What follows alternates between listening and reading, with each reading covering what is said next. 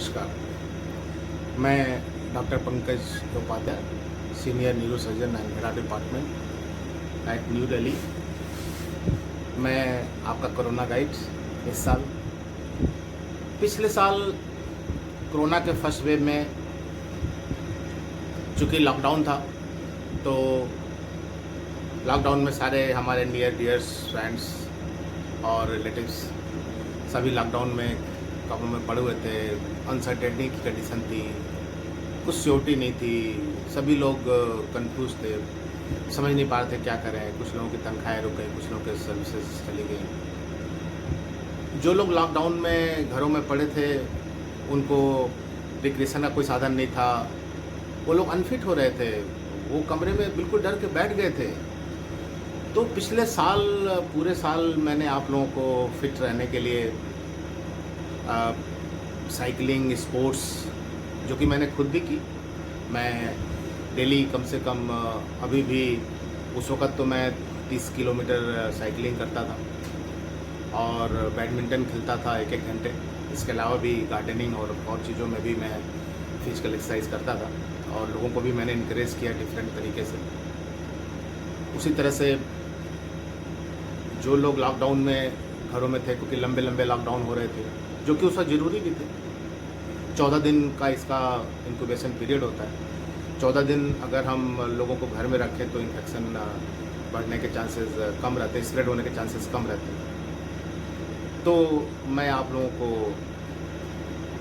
गाने सुना के रिक्रिएट करता था और ढेर सारे गाने सुनाए भी, और आप लोगों ने बहुत अच्छा रिस्पांस दिया। मैं आप लोगों का बहुत बहुत आभारी हूँ, बहुत बहुत धन्यवाद करता हूँ। और उसी से प्रेरित होके मैंने ये सोचा कि सेकेंड वेव ऑफ कोरोना, जिसमें ये वायरस 3 म्यूटेशंस के साथ आया है, इसमें इसके साइन सिम्टम्स बदल गए हैं।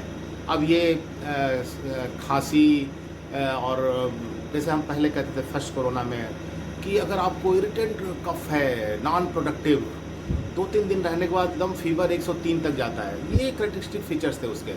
वहाँ रेस्पिरेशन का कोई ज़्यादा बात नहीं होता था, अनरेमिटेंट फीवर, बहुत ज़्यादा बुखार बढ़ा होता था। लेकिन यहाँ इस बार के कोरोना में डिफरेंट फीचर्स हैं। ये बॉडी एक करके प्रेजेंट कर रहा है। गले में खराश हो सकती है, खांसी हो सकती है, बुखार भी हो सकता है, लेकिन बहुत से डिफरेंट फीचर्स हैं। पिछली बार टेस्ट स्मेल जा रहे थे, इस बार बॉडी एक, headache, vomiting, diarrhoea, bloody diarrhoea, stroke, मेरे कई नॉन लोगों को स्ट्रोक हो गए। तो इस तरह की चीज़ों को, इस तरह के सिम्टम, साइन और परेशानियां दे रहा है। और कफ ज़्यादा नहीं हो रहा है, केवल थोड़ा सा गले में खराश हो रही, इरिटेशन हो रहा है, हल्का बुखार हो रहा है, बहुत तेज़ बुखार नहीं हो रहा है, और सीधे लंग्स में ये इन्फेक्शन उतर जा रहा है और लंग्स में कंसल्टेशन कर दे रहा है, निमोनिया कर दे रहा है, जिसके वजह से ऑक्सीजन सेचुरेशन गिरने लग रहा है और अधिकतर डेथ इसकी वजह से और इन्फ्लेमेटरी रिस्पांस की वजह से हो रही है। मैं किसी अपने वीडियो में डिफरेंट टाइप्स के इन्वेस्टिगेशंस और उनके क्या इंडिकेशंस हैं, कब कराना चाहिए और उनके क्या रोल्स हैं, ये सब डिस्कस करूँगा। फिर इन्फ्लेमेटरी मार्कर्स के बारे में भी डिस्कस करूँगा, जिनका प्रोग्नोस्टिक रोल है, डायग्नोस्टिक तो नहीं है। आज मैं बहुत ही इम्पोर्टेंट टॉपिक पे आपको लाया हूँ। जैसे कि मैंने आपको पहले मास्क के बारे में बताया, और इस बार हम लोगों ने कहा कि एसिम्प्टोमेटिक केसेस घर में भी पहुँच गए हैं, इसलिए घर में भी मास्क पहने, बहुत अच्छा है। और घर में अगर आपके स्पेस है तो डिस्टेंस बना के रखें, डबल नॉटिंग करें सर्जिकल मास्क की, और उसके ऊपर कपड़े का मास्क पहने, N95 मास्क पहने। तो मैंने आपको मास्क और सैनिटाइजर्स के बारे में बताया। फिर जो स्मॉल इक्विपमेंट्स की ज़रूरत पड़ती है, पल्स ऑक्सीमीटर, इंफ्रारेड थर्मामीटर, इनके बारे में आपको बताया। लेकिन जो सबसे ज़्यादा ज़रूरी इस वक्त आ रही है, सब लोगों के साथ जो प्रॉब्लम है, वो है ऑक्सीजन फॉल्ट। क्योंकि जैसे मैंने आपको बताया, ये पहले की तरह इरिटेंट कफ जैसे लास्ट ईयर हो रहा था, लोग कफ करते करते परेशान हो रहे थे, इरिटेंट कफ हो रही थी, ड्राई गले में। तो उस वक्त हम लोग इनहेलेशन और गार्गल्स की बातें कर रहे थे, बिटाडिन या potassium permanganate, something light and नमक साल्ट के साथ गार्गल, लोजेंजेस लेने की बातें करते थे। लेकिन इस बार ज़्यादा कुछ नहीं हो रहा है, जो गले में जस्ट खराश उसका सीधे लंग्स में उतर जा रहा है ये वायरस और वहाँ कंसल्टेशन कर दे रहा है, ऑक्सीजन फॉल कर रही है। इसलिए आपने इस बार देखा होगा कि ऑक्सीजन की डिमांड बहुत ज़्यादा बढ़ गई। हालांकि इंडिया में ऑक्सीजन का प्रोडक्शन मैंने आपको अपने डिफरेंट इंटरव्यूज़ में और पब्लिकेशंस में बताया है कि इंडिया में ऑक्सीजन की जितनी डिमांड है उससे कहीं ज़्यादा 1.5 गुना ज़्यादा ऑक्सीजन इंडिया में मौजूद है, लेकिन वो थोड़ा डिस्ट्रीब्यूशन लॉपसाइडेड है। डिमांड इसकी मेट्रो के शहर में और इसका प्रोडक्शन और इसका स्टोरेज इस वक्त उड़ीसा, वेस्ट बंगाल, झारखंड जैसे इलाकों में, नॉर्थ ईस्ट के एरिया में।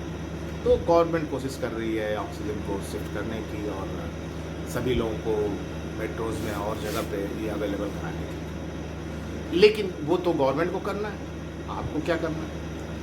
अगर घर में इस वजह से अगर ऑक्सीजन सेचुरेशन कम होने लगता है, जैसा कि हम लोगों ने पहले भी डिस्कस किया था, हम लोग ऑक्सीजन सेचुरेशन 96, 97, 98 अच्छा मानते हैं, 99 तो बहुत ही अच्छा है, लेकिन पहले हम लोग 95 के नीचे कहते थे कि ऑक्सीजन सेचुरेशन कम हो रहा है, 4, 94। लेकिन अब संख्या बढ़ने के बाद अब हम लोगों ने थोड़ा सा एक लेवल 93 तक भी हम कह रहे हैं कि आप कोई बात नहीं, आप पैनिक ना करें, क्योंकि पैनिक करने से क्या होता है कि आप घबरा जाते हैं, कॉर्टिसोल इंक्रीज करते हैं, रेस्पिरेटरी रेट बढ़ जाता है, छोटे छोटे ब्रेथ्स हो जाते हैं, ऑक्सीजन सेचुरेशन आपका कम होने लगता है। तो आप घबराएं नहीं, पैनिक ना करें, ऑक्सीजन की कहीं कमी नहीं है। अब हॉस्पिटल्स में लॉपसाइड डिस्ट्रीब्यूशन की वजह से जो प्रॉब्लम थी वो भी सॉल्व हो गई है, अब इसकी प्रॉब्लम नहीं है। लेकिन एक बात ज़रूर है कि इस बार का जो कोरोना है, जो थर्ड म्यूटेशन के साथ आया है, वो लंग्स पे ज़्यादा अटैक कर रहा है। एक दिन हम ये भी डिस्कस करेंगे कि लंग्स के कितने लोब्स होते हैं और उसका सीटी स्कैन कब करना चाहिए और उसका कैसे सीवियरिटी के रिलेशंस होते हैं।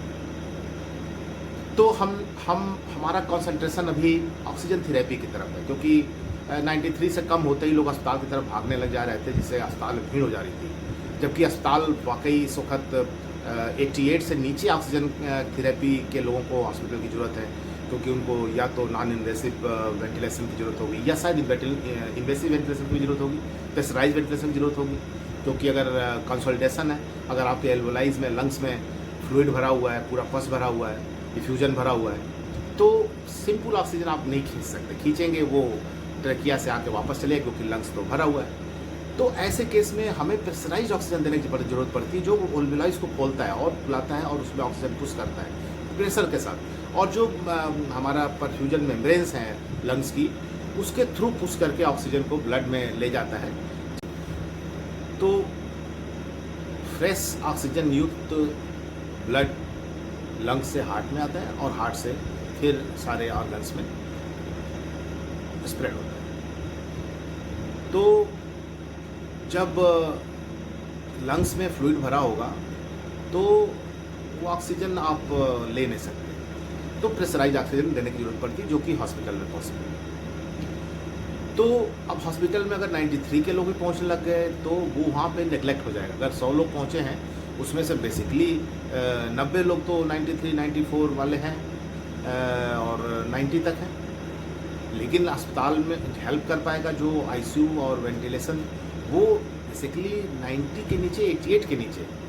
हम वहाँ पे भी 90, 88 से लेके 82 तक नॉन इन्वेसिव वेंटिलेशन देने की हम लोग बातें कर रहे हैं, कोशिश कर रहे हैं। और जब 80 के नीचे जाता है तब इन्वेसिव वेंटिलेशन यानी ट्यूब के द्वारा नाक के या मुंह के या इवन ट्रेकोस्टमी करके फिर लंग्स में डालते हैं, स्पेसिफिकली ब्रोंकाई में, और प्रेशराइज्ड ऑक्सीजन देने की कोशिश की जाती है, जिससे वो एल्वोलाई को डायलेट भी करता है और परफ्यूजन जो लंग्स के मेम्ब्रेन के थ्रू है वो बढ़ा देता है, जिससे कि ऑक्सीजन का एब्जॉर्प्शन ज़्यादा होता है ब्लड में और फिर एक अच्छा ब्लड हार्ट की तरफ जाता है और हार्ट पूरे बॉडी को डिस्ट्रीब्यूट करता है।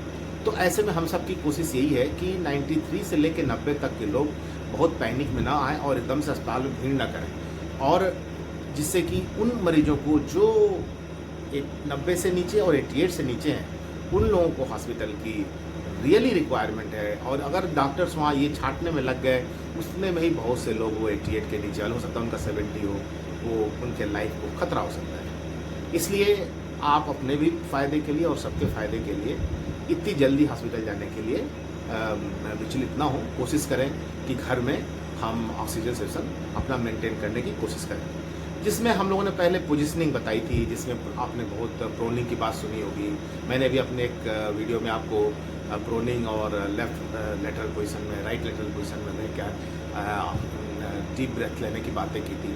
बैठ के भी आप डीप ब्रेथ ले सकते हैं, लेकिन फाइनली आपको प्रोनिंग और लेफ्ट लेटरल और राइट लेटरल पोजीशन में करना पड़ता है। जैसे मैं अगर बैठा हुआ हूँ तो अब मेरा एब्डोमेन दबा हुआ है और मेरे डायफ्राम जो है वो एब्डोमिनल ऑर्गन्स को नीचे प्रेस करने में उसको उनको मुश्किल होती है, क्योंकि मैं बैठा हुआ हूँ तो सारे ऑर्गन्स एक साथ हैं। लेकिन जैसे ही हम प्रोन पोजीशन में आते हैं, हमारे पेट को थोड़ी सी जगह मिल जाती है, तो डायफ्राम अच्छे से कॉन्ट्रैक्ट होता है और लंग्स को जगह ज़्यादा मिलती है, और ऐसा पाया गया है कि इससे सेचुरेशन अच्छा होता है। तो हमने एक अपने वीडियो में आपको ऑक्सीजन सिलेंडर से संबंधित चीज़ें जल्दी में बता दी थी। इसलिए बताई थी कि चूँकि स्प्रेड बहुत ज़्यादा हो गया है और बहुत से लोगों ने ऑक्सीजन सिलेंडर कर ले रखा है, तो वो प्रॉपर तरीके से उसको यूज कर सकें। लेकिन ऑक्सीजन सिलेंडर तक आने के पहले आपको प्रॉपर प्रोनिंग और पोजीशनिंग करके अपनी ऑक्सीजन बढ़ाने की कोशिश करनी चाहिए, और जब उससे ना हो पाए तब जाके आपको ऑक्सीजन सिलेंडर से लेना पड़ेगा ऑक्सीजन, जो कि हमने आपको बताया है। वो आप 93 से 90 इवन 88 तक ले सकते हैं। जिन लोगों को लंग्स डिजीज है वो लोग 88 SpO2 तक जा सकते हैं, इसमें कोई हर्जा नहीं है। हाँ, अगर आप मेंटेन नहीं कर पा रहे हैं और धीरे धीरे नीचे की तरफ जा रहे हैं तो आप अलर्ट हो जाइए कि नेक्स्ट फ्यू आवर्स में आपको हॉस्पिटल जाना पड़ सकता है। तो इस बीच में आप बेड पोजीशन और हॉस्पिटल की सारी पोजीशनें देख सकते हैं। जब आप ये प्रोनिंग कर रहे हैं या पोजीशनिंग करके ऑक्सीजन बढ़ाने की कोशिश कर रहे हैं, साथ में ऑक्सीजन सिलेंडर के साथ कर रहे हैं। एक दिन में आपको और भी कुछ इक्विपमेंट्स जैसे ऑक्सीजन कॉन्सेंट्रेटर है वो कैसे यूज़ करते हैं, उनका डेमो के साथ मैं आपको बताऊंगा, और कौन कौन से इंजेक्शन कब कब करने हैं वो मैं बताऊंगा। लेकिन फर्स्ट थिंग फर्स्ट, आज हमारा पूरा ध्यान आपको पोजिशनिंग के लिए बताने का है। तो जैसे मैंने आपको बताया कि आप जब बैठें तो जब आपका 93 के नीचे आने लग रहा है तो आप डीप ब्रेथ लें, अपने लैप पे हाथ रख लें आराम से और डीप ब्रेथ लें। अब देखिए डीप ब्रेथ का मतलब क्या है। डीप ब्रेथ तो लें, होल्ड करें, क्योंकि आपको अगर प्रॉब्लम है तो कहीं ना कहीं आपके लंग्स में इन्फेक्शन पहुंच चुका है। अगर फ्लूइड नहीं भरा तो इन्फ्लेमेशन तो ही है। तो वो ऑक्सीजन अगर आप अंदर लेते हैं और फट से निकालते हैं, हालांकि मैं ये समझ सकता हूँ कि अगर इस वक्त इन्फेक्शन के केस में पूरे आपके पैसेज में इरिटेशन होता है तो रेस्पिरेशन को लेना और उनको होल्ड करना थोड़ी प्रॉब्लम की बात है, लेकिन होल्ड करने की कोशिश जरूर करें जितना आप कर सकें। इसीलिए सभी नॉर्मल लोग ये प्रैक्टिस पहले से ही शुरू करें, ताकि जब ज़रूरत पड़े तो उन्हें ये परेशानी ना हो, उन्हें कुछ समझ में आए कि हाँ क्या डिफरेंस है, उसको मेंटेन करके उसको कर सकें। तो जब इंस्पिरेशन ले तो उसको रोकने की कोशिश करें ताकि ऑक्सीजन ब्लड में जा सके ज़्यादा से ज़्यादा। ये नहीं कि आपने मेहनत तो की और आप फिर से ऑक्सीजन निकाल दिया। तो डीप ब्रेथ लें, होल्ड करें। देखिए मैं तो स्पोर्ट्समैन हूँ, मैं तो 3.5-4 मिनट तक होल्ड कर लेता हूँ। लेकिन अगर आप इस प्रॉब्लम में हैं और अगर आप आधे मिनट भी रोक ले रहे हैं तो आप समझिए कि बहुत you are doing very good to yourself. तो इसमें झगड़ा कितने मिनट और सेकंड्स का नहीं है, ये सिर्फ आपसे कंपटीशन है। अगर आप 20 सेकंड रोक रहे हैं, ट्राई करिए 30 सेकंड रोक लें, ट्राई करिए 40 सेकंड रोक लें, जितना भी हो। अगर आप 20 सेकंड रोक रहे हैं तो जो ऑक्सीजन सेचुरेशन हो रहा था 40 सेकंड रोकेंगे तो बढ़ जाएगा। तो ये एक्सरसाइज ये कोशिश करें। और पल्स ऑक्सीमीटर में जैसे मैंने आपको बताया था कि जो आप ऑक्सीजन लेते हैं और उसको रिफ्लेक्शन, ये नहीं कि एक सांस लिया और आप देखने लगे, ऐसे नहीं। आप आपके फेफड़ों में जाती है ऑक्सीजन, उसके बाद ये फेफड़ों से हार्ट में जाती है, फिर हार्ट से डिस्ट्रीब्यूट होती है, फिर आपके फिंगर्स में आती है जहाँ आप टेस्ट करते हैं। जैसे कि हम लोगों ने बताया था सबकी किसी भी फिंगर में कर सकते हैं आप, लेकिन सबसे बेस्ट फिंगर जो पाई गई है वो थम्स पाए गए हैं, थम या फिर मिडिल फिंगर पाई गई है। जिनके हाथ नहीं है या कुछ लोग कर रहे हैं जिनके क्लबिंग है वो अपने ईयर लोब्यूल पे कर सकते हैं, अपने नेजल ब्रिज पे कर सकते हैं, लेकिन हाँ नाक ना दबा दें, मोस्टली ना दबा, नेजल ब्रिज पे रख के करें। अब वो आप पिंच करके थाई में कर सकते हैं, पिंच करके यहाँ पे भी कर सकते हैं, थोड़ा कम तो आएगा ही, लेकिन आइडिया तो लगेगा ना अभी कितना, और आपने जब एक्सरसाइज की तो कितना हुआ। तो जो ये लेवल्स बताए गए हैं वो तो पल्स ऑक्सीमीटर के फिंगर्स के ही हैं, लेकिन अगर आप ऐसे भी करेंगे तो आपको ऑक्सीजन लेवल तो अपना पता चलेगा आज अभी कितना है। और तो ये उन लोगों के लिए। तो पहली चीज़ तो आप डीप ब्रेथ करें, डीप ब्रेथ लें, उसको होल्ड करें, फिर एक्सहेल करें। एक्सहेल जल्दी से करें, फिर डीप ब्रेथ लें। कोशिश करें कि कमरे में कोई फ्यूम्स वगैरह ना हो, खिड़की खोल दें अगर आप पोल्यूशन बाहर नहीं है तो, और खिड़की के पास बैठे या आसपास अच्छी हवा हो, और फिर आप डीप ब्रीथिंग करें। इसके बाद भी मेंटेन नहीं हो पा रहा है, तब प्रोनिंग पोजिशनिंग की हम लोग बात करते हैं। अब मैं आपको एक प्रॉपर प्रोनिंग पोजिशनिंग कैसे करते हैं, जिसका आपने कई बार जिक्र सुना होगा एक्सपर्ट से, वो मैं आपको बताता हूँ। प्रोनिंग पोजिशनिंग के लिए आप लूज कपड़े पहन लें, और जैसे कि आप यहाँ देख रहे हैं, आपको 4 तकिए रखने हैं अपने बेड पे। एक तो ये पैर पे, दूसरा ये अपने चेस्ट पे, तीसरा अपने सर पे। अब देखिए, ये पैर पे रखेंगे, और ये वाला जो तकिया है वो आपके हिप पे आना चाहिए, हिप पे, क्योंकि हमें एब्डोमेन फ्री रखना है। तो एक तो पैर पे रखना भी रखे, पैर पे रखने का कोई ऐसा खास बात नहीं। तो ये जो तकिया है वो आपके हिप पे आना चाहिए, ये सबसे ऊपर होना चाहिए, और हिप और सर के बीच के तकिए में आपके जगह होना चाहिए। जैसे फॉर एग्जाम्पल मैं आपको बताता हूँ, ये वाला मेरा ये एरिया इस पे आना चाहिए, ये फिर ये अपर चेस्ट पे हमारा एक आगे ये रेस्ट के लिए। अब आपको ये ध्यान रखना है कि आपकी पोजीशनिंग तभी अच्छी है जब आपके पेट के बीच में पूरा हाथ चला जाए, क्योंकि इससे एब्डोमेन को फ्री रखने की बात है। बाकी हेड को आप ये यहाँ पे आपके चेस्ट के पास आ जाएगा, अपर चेस्ट पे आपको कंफर्टेबल रखने के लिए। हाथ को आप ऐसे भी रख सकते हैं, हाथ को आप ऐसे भी रख सकते हैं, हाथ को आप ऐसे सर पे भी रख सकते हैं। असली चीज़ है ये हिप पे होना चाहिए, और ये अपर चेस्ट पे होना चाहिए, और हिप और अपर चेस्ट के बीच में आपका पूरा एक हाथ चलेगा, जिससे कि जब आप गहरी सांस लें, देखिए पूरा मेरा हाथ चला जाएगा, ऐसे जाना चाहिए। फिर आप वैसे ही गहरी ब्रेथ में रोके, फिर है। तो इस तरह से जो हमारा डायफ्राम होगा उसको फ्री मूवमेंट मिलता है अच्छे से, और मैक्सिमम कैपेसिटी इस वक्त बनती है। इसे ये ध्यान रखना है कि पेट आपका नहीं दबना चाहिए। ये सारा एक्सरसाइज इसलिए है कि पेट फ्री रहे। तो ये पेल्विस पे आपका एक तकिया आएगा, दो तकिए हैं, और एक आएगा अपर चेस्ट पे। बाकी आप फेस के पास भी रखना चाहें तो कुछ रख सकते हैं। और जब आप ये तकिया यूज करें, ये वो गुलगुले तकिए होंगे तो शायद आपको उतना हेल्प ना कर पाए, थोड़े टफ तकिए हों, 2 की जगह 3 भी रख सकते हैं अगर ज़्यादा गुलगुले हैं तो, क्योंकि पेट आपका फ्री होना चाहिए। सारा आइडिया प्रोनिंग का यही है कि पेट फ्री हो हमारा, तब डायफ्राम इस तरह से एक्ट करता है कि हमारा मैक्सिमम कैपेसिटी लंग्स की बनती है।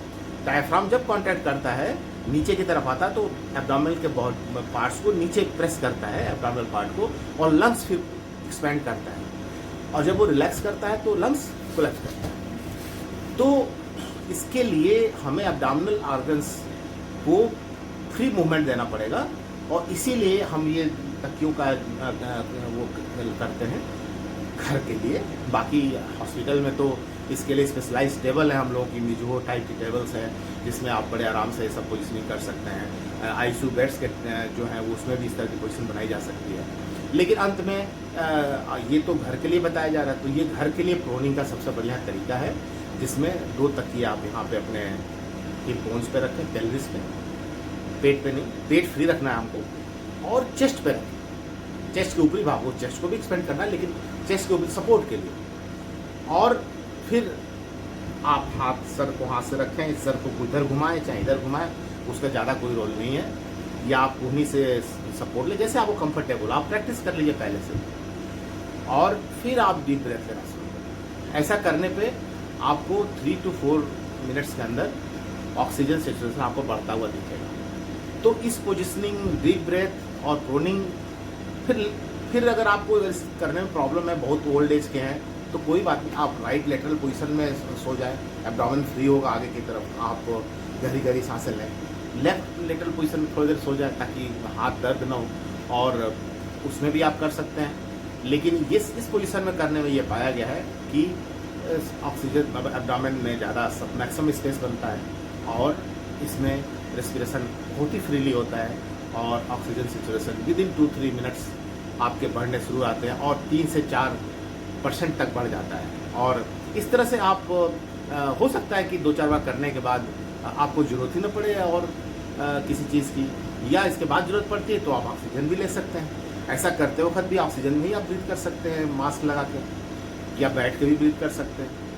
फिर वो आप ऑक्सीजन पे बात आ जाती है। अगर इसके बाद भी नहीं होता है तो ऑक्सीजन थेरेपी से भी नहीं होता है तो फिर हॉस्पिटल की बात आएगी जब 88 या 90 से कम हो जाता है। आई होप आपको कुछ आप समझे होंगे और इससे आपको फ़ायदा होगा और आपके रिलेटिव्स को फ़ायदा होगा, आपके नियर डियर्स को फ़ायदा होगा। तो आप इसको ज़रूर पहले से ही प्रैक्टिस करें, अपने एक्सरसाइज का पार्ट बनाएं, क्योंकि पता नहीं कब किसको ज़रूरत पड़े, भगवान करे आपको ज़रूरत ना पड़े, लेकिन प्रैक्टिस करके रखिए ताकि दूसरों की भी आप हेल्प कर सकें। और इस तरह करके घर में हम लोग बिना ऑक्सीजन के अपना सेचुरेशन 2 से 3 से 4% तक बढ़ा सकते हैं। आप देखिएगा 4% तक बढ़ जाता है। और अगर नहीं ज़रूरत पड़ती तो मैंने आपको ऑक्सीजन की थेरेपी पहले ही ऑक्सीजन सिलेंडर से बता रखी है। मैं अगले कुछ वीडियो में और भी इक्विपमेंट्स को बताऊंगा जो घर में यूज करके आप बड़े आराम से अपना ऑक्सीजन लेवल बढ़ा सकते हैं, जिसमें एक बहुत अच्छा इक्विपमेंट है ऑक्सीजन कॉन्सेंट्रेटर। इसमें सिलेंडर को तो आपको भरने की जरूरत पड़ती है, फिर आप 1 सिलेंडर 2 सिलेंडर लेके फिर वो 5 घंटे में ख़त्म हो जाता है, 7 घंटे में ख़त्म हो जाता है, फिर लेके दौड़ रहे वो सिलेंडर भरा भी नहीं जा रहा है। तो ऑक्सीजन कॉन्सेंट्रेटर एक बहुत बढ़िया इक्विपमेंट है जिसमें फ्लो रेट 0.5 से लेके 10 लीटर पर मिनट तक है। और जो बड़ा वाला है 10 लीटर वाला वो तो 2 लोग ही यूज कर सकते हैं, लेकिन नॉर्मल 5 लीटर्स के हैं और 5 लीटर्स में एक आदमी यूज कर सकता है। उसमें नेबुलाइजर मशीन इनबिल्ट है जिससे आप नेबुलाइजेशन भी दे सकते हैं। इसमें नेबुलाइजेशन के लिए और भी चीज़ें हैं और साथ में ऑक्सीजन के लिए फिल्टर्स वगैरह लगे हुए हैं। तो वो मैं आपको एक दिन डिटेल में डेमो के साथ, इक्विपमेंट के साथ आपको बताऊंगा, फिर वो हमारा नेक्स्ट स्टेज होगा। तब तक आप be stay away from crowd and be safe. Thank you. कोई भी क्वेश्चन हो आपका तो आप कमेंट सेक्शन में जाके अपना कमेंट दे सकते हैं, क्वेश्चन पूछ सकते हैं, मैं ज़रूर जवाब दूँगा।